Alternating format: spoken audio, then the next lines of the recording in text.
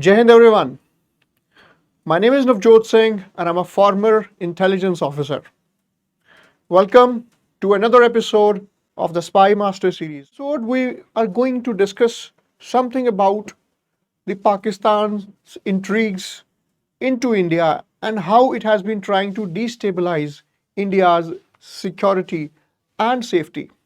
देखिए भारत आज़ाद होने के बाद जो भारत की इंटेलिजेंस कैपेबिलिटीज़ थी, the intelligence gathering and collection of intelligence was taken care of by the intelligence bureau. जो इंटेलिजेंस ब्यूरो की शुरुआत अगर आप बात करें तो प्री इंडिपेंडेंस एरा में हुई थी। तब अंग्रेज़ों ने जो ठगी और डकैती इंसिडेंट्स को कवर करने के लिए तब एक कर्नल स्लीमन है, एक उनके इनिशिएटिव से एक ऑर्गेनाइजेशन की स्थापना हुई जो बाद में अभी इंडिपेंडेंस के बाद इंटेलिजेंस ब्यूरो के नाम से it went into taking care of our intelligence capabilities. हमने देखा 1960 और 62 की जो जंग हुई चाइना के साथ और 65 में जो पाकिस्तान के साथ जो जंग में हमें कुछ रिवर्सेस का सामना करना पड़ा। तो उस टाइम की जो इंडिया की डिफेंस कमेटी थी उसने ये डिसाइड किया कि अभी हमें एक डेडिकेटेड इंटेलिजेंस ऑर्गेनाइजेशन चाहिए हमारी जो एक्सटर्नल जो इंटेलिजेंस को गैदर करने के लिए। तो तब हमारी तब की प्रधानमंत्री श्रीमती इंदिरा गांधी जी और एक बड़े ही legendary spy master Shri RN. Kao ji, Rameshwar Nath Kao, who was a great visionary leader. तो उन्होंने ये शुरुआत की एक नई संस्था बनाने की। तो 1968 में एक भारत की जो एक्सटर्नल इंटेलिजेंस के लिए एक नई संस्था बनाई गई जिसका नाम था RNAW, the research and analysis wing. और IB का अब से काम था, जो पहले बोथ एक्सटर्नल और इंटरनल इंटेलिजेंस को देखती थी, अब से वो सिर्फ इंटरनल इंटेलिजेंस कैपेबिलिटीज को देखेगी। और रॉ का काम था, जिसको हम रॉ भी कहते हैं, actually it is RNAW, that is what we call it. तो उसका काम था कि किस तरह से रिसर्च जो एक्सटर्नल इंटेलिजेंस को काउंटर इंटेलिजेंस एक्टिविटीज को कैरी आउट करना। तो हमने देखा कि किस तरह से आर.एन. काव की विजनरी लीडरशिप ने आने वाले दशकों में भारत की जो आंतरिक सुरक्षा के साथ साथ जो बाहरी सुरक्षा है उसमें किस तरह का योगदान दिया। 1971 की जो बांग्लादेश वॉर हुई थी, मुक्ति वाहिनी की बात होती है या बहुत सारी बातें होती है, किस तरह से हमने कोशिश की कि जो बांग्लादेशी लोगों के साथ जो अत्याचार हो रहा था, तो we were forced into this war. हम उस जंग में जाना नहीं चाहते थे पर हम पे वो जंग थोपी गई and then we resorted in our own way and then the leadership of उस वक्त के जो हमारे जनरल थे सैम मानेकशॉ सर, तो उन्होंने भी काफ़ी एक ग्रेट मिलिट्री लीडरशिप दिखाई और किस तरह से हमने बांग्लादेश एक नया एक देश बना। और भारत के लिए भी वो एक पीसफुल एक सिचुएशन होनी चाहिए थी। लेकिन पाकिस्तान उस चीज़ से काफ़ी एग्रीव हुआ।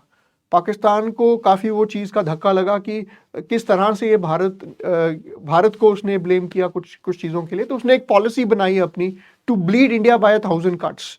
तो उसने अपनी ISI और जो मिलिट्री हुक्मरान है उसके, इट हैज़ ऑलवेज बीन, अगर हम बात करें पाकिस्तान की, it has always been a military state.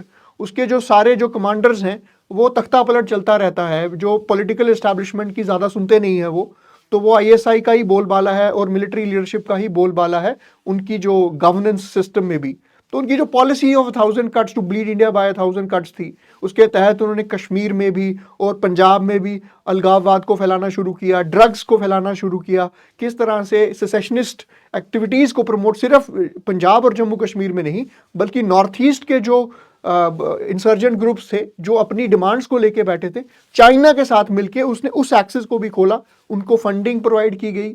जो एक्सट्रीमिस्ट एजेंट्स थे, जैसे NDFB की बात कर लीजिए, उल्फा की बात कर लीजिए, NSCN भी कुछ हद तक, खापलांग, इसाक मुइवा, जो अक्रॉस म्यांमार बॉर्डर उनके ट्रेनिंग कैंप्स में, तो फंडिंग चाइना का काफ़ी हाथ था, पाकिस्तान का भी काफ़ी हद तक वहाँ पर वो रोल रहा है। वो उसकी पॉलिसी रही है कि भारत को किस तरह से कमज़ोर किया जा सके।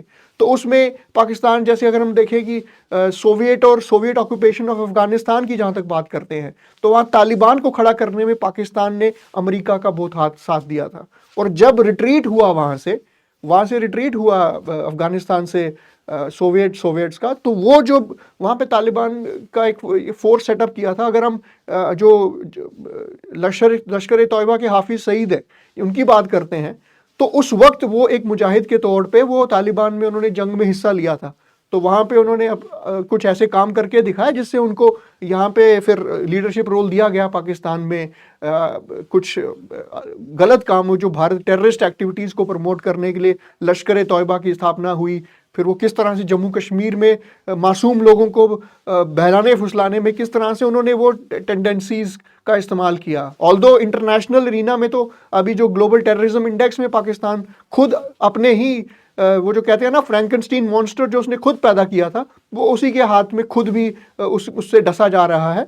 लेकिन देखिए इसमें एक चीज़ और है कि अब इंटरनेशनल लॉबीज में, इंटरनेशनल फोरम में लश्कर ए तौयबा को जो बैन कर दिया गया, तो उसने अपना एक कवर अप निकाला जमात-उद-दवा। तो जमात-उद-दवा कुछ और नहीं, वो एनजीओ का नाम दिया है, लेकिन basically it is only a terrorist, ये covering face of the Lashkar e Taiba and mister Saeed, Hafiz Saeed and other intelligence, वो जो आपके सेसेशनिस्ट और एक्सट्रीमिस्ट एजेंट्स हैं जो वहाबिज्म की तरफ ज़्यादा है और भारत में भी कश्मीर में अलगाववाद को फैलाते रहे हैं, वो उनको बहुत धक्का लगा जब 370 धारा हटाई गई और उसके बाद जम्मू कश्मीर में कुछ डेवलपमेंट या कुछ उस तरह की एक्टिविटीज़, कुछ पॉजिटिव डेवलपमेंट्स होने लगी। तो उन्होंने किस तरह से एक नया द रेजिस्टेंस फ्रंट खोला और पीपल ऐसी एंटी फासिस्ट फ्रंट, वो नॉमेनक्लेचर इस तरह से दिया गया कि वो लगे कि वो होम ग्रोन है, वो टेररिज्म बाहर से इंपोर्ट नहीं किया गया, वो होम ग्रोन है। और रिसेंटली हम अभी देख रहे हैं कि अभी कठुआ में भी एक इंसिडेंट हुआ है। कठुआ में तो उसमें भी पाकिस्तान मिलिट्री का कहीं ना कहीं और पाकिस्तान एस्टैब्लिशमेंट ISI का हाथ देखा गया है। तो पाकिस्तान बौखलाया हुआ है। अपने बलोचिस्तान में उसकी बुरी हालत है। जहां पिछले वीडियो में हमने बात की थी सिंध की, तो सिंध जो इलाका है वो बड़ा ही वाटर स्कार्स है, वहां पे अपनी प्रॉब्लम्स हैं। वहां का जो अनाज है इतना महंगा मिल रहा है लोगों को, और वही अनाज वो क्या कर रहे हैं, वहां से 6 कनाले बना के वो पानी वो पहुंचा रहे चोलिस्तान रीजन में, पंजाब के, पाकिस्तान पंजाब के। तो उससे उन लोगों के बीच में काफी ज्यादा आक्रोश है, काफी ज्यादा उनके अंदर गुस्सा है। तो वो देखिए जो पाकिस्तान खुद अपने अंदर से ही एक इंटरनल स्ट्राइव से जूझ रहा है, जो हमेशा फॉरेन कंट्री से एड लेता है, लेकिन उसी एड का इस्तेमाल वो टेररिज्म को सपोर्ट करने में करता है। अभी उसका वो मुखौटा खुल चुका है। उसने अपने बलोच जो सोशल लीडर्स थे उनको एक्सटर्मिनेट करवाता है बाहर जाके। इंडिया में वो किस तरह से फूट डालने की कोशिश करता है, लेकिन हमारी जो इंटेलिजेंस और मिलिट्री और पुलिस एस्टैब्लिशमेंट्स है, they are capable enough to handle and counter all this. तो देखिए इसमें यही चीज़ है कि पाकिस्तान का जो मुखौटा है, पाकिस्तान का जो डुअल फेस है, उसको अभी वो अपना खुद ही उसकी ISI खुद ही एक्सपोज हो रही है। जो आसिम मुनीर है, इनके जो मिलिट्री लीडर्स हैं, इनकी आवाम को हरास करके खुद ऑस्ट्रेलिया में देखिए इनकी प्रॉपर्टीज़ हैं। तो यहाँ पे पाकिस्तानी जो एस्टैब्लिशमेंट है, पाकिस्तानी जो हुक्मरान है, मिलिट्री हुक्मरान है, मिलिट्री लीडर्स हैं, तो ये बेसिकली अपना ही एक उल्लू सीधा कर रहे हैं। अवाम को बेवकूफ़ बनाना है, सिर्फ इंडिया और कश्मीर का मुद्दा लेके आना है, जबकि इनको पता है होगा कुछ नहीं। The only question that is to be settled with respect to Kashmir, India के एक्सटर्नल अफेयर्स मिनिस्ट्री ने और अभी जयशंकर साहब ने भी कहा, एक ही सवाल है इंडिया को लेके। वो सवाल ये है कि जो पाक ऑक्युपाइड कश्मीर है वो इंडिया का हिस्सा कब बनेगा। In fact people across the border they also feel that development that has taken place in India is much better. And anyways, we'll close this here only. But only idea is the nefarious plans, the nefarious tendencies of Pakistan, which kinds of tries to create unrest in India, they will not last long. We are going to exterminate Pakistan's nefarious plans, and we are going to handle, we are capable enough to handle. And these terrorist attacks that are kind of, it shows its frustration. Pakistan की frustration show करता है, किस तरह से वो बुखलाया हुआ है, अपने अंदर की आग को नहीं संभाल पा रहा है, और भारत में वो इस तरह के इंसिडेंट्स करा के मासूम लोगों की जान लेता है। मुझे लगता है उसको अपनी करनी का जवाब यकीनन जल्द ही मिलेगा। That's all in this video. मिलते हैं एक अगली वीडियो में एक इंटरेस्टिंग टॉपिक के साथ। तब तक के लिए धन्यवाद। जय हिंद।